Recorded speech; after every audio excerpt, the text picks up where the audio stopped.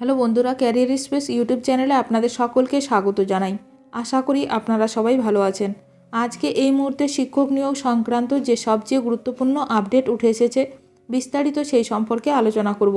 তাই ভিডিওটি অবশ্যই শেষ পর্যন্ত দেখবেন নিয়োগ সংক্রান্ত অনেক নতুন নতুন আপডেট পাওয়ার জন্য। যারা চ্যানেলে নতুন তারা চ্যানেলটিকে সাবস্ক্রাইব করে পাশে থাকা বেল বাটনে প্রেস করে অল নোটিফিকেশানটিকে অন করে রাখবেন, কারণ এমন ধরনের লেটেস্ট আপডেট নিয়ে এই চ্যানেলে সবসময় ভিডিও আপলোড করা হয়ে থাকে। এসএসসি নিয়োগে 20 নম্বরের দুর্নীতির ফাঁক, রাজ্যপাল, মুখ্যমন্ত্রী এবং বিকাশ ভবনের ডেপুটেশন। সদ্য স্কুল সার্ভিস কমিশনের শিক্ষক নিয়োগের বিজ্ঞপ্তি প্রকাশ হয়েছে। সুপ্রিম কোর্টের নির্দেশ মেনে রাজ্য সরকারের তরফে নতুন করে শিক্ষক নিয়োগ প্রক্রিয়া চালু হলো। শুক্রবার 30শে মে শূন্যপদ পূরণের জন্য নিয়োগ বিজ্ঞপ্তি জারি করা হয়েছে। কিন্তু যারা একবার পরীক্ষা দিয়ে যোগ্যতা প্রমাণের পর চাকরি পেয়েছেন তারা নতুন করে পরীক্ষায় বসতে নারাজ, বরং তাদের দাবি সসম্মানে চাকরিতে পুনর্বহাল করা হোক, ঘোষণা চাকরিহারাদের। এই বিষয়ে শিক্ষানুরাগী ঐক্যমঞ্চের সাধারণ সম্পাদক কিঙ্কর অধিকারী বলেন, এসএসসির নতুন নিয়োগ পদ্ধতি দেখে মনে হলো কেস করার সমস্ত সুযোগ রেখে সরকার আর কোনোদিন নিয়োগ করবে না। ইন্টারভিউতে 10 এবং লেকচার ডেমনস্ট্রেশনে 10 নম্বর বরাদ্দ রেখে দুর্নীতির বড় জায়গা রেডি রাখা হলো।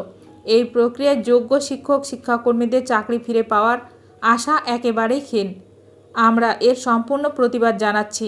আজ আমরা রাজ্যপাল, মুখ্যমন্ত্রী এবং বিকাশ ভবনের ডেপুটেশন দিলাম। শুক্রবার নিয়োগ বিজ্ঞপ্তি জারির পর স্বভাবতই প্রশ্ন উঠেছে, পরীক্ষার জন্য ফর্ম ফিল আপ কী করবেন। বিকেলে সাংবাদিক বৈঠক করে মোটের উপর তা স্পষ্ট করে দিলেন যোগ্য চাকরিহারারা। জানালেন এখনও তাড়াহুড়ো করে ফর্ম ফিল আপ নয়, রাজ্য সরকারের দায়ের করা রিভিউ পিটিশনের শুনানি আগে হোক, তারপর তারা সিদ্ধান্ত নেবেন।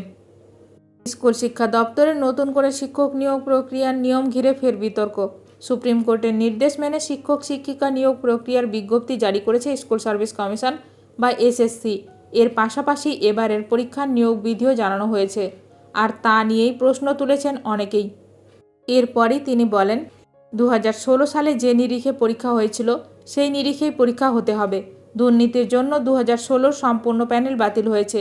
সেই চাকরির সুবিধা কেউ পেতে পারে না, এটা বোঝা উচিত। ওএমআর সংরক্ষণের সময়সীমা বাড়ানোর সিদ্ধান্তকে অবশ্য স্বাগত জানান তিনি। এখন দেখার বিষয় এ নিয়ে আরও কি গুরুত্বপূর্ণ খবর উঠে আসে।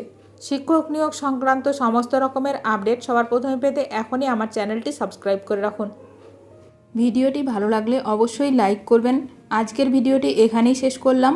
নতুন কোনো আপডেট নিয়ে দেখা হবে নেক্সট ভিডিওতে।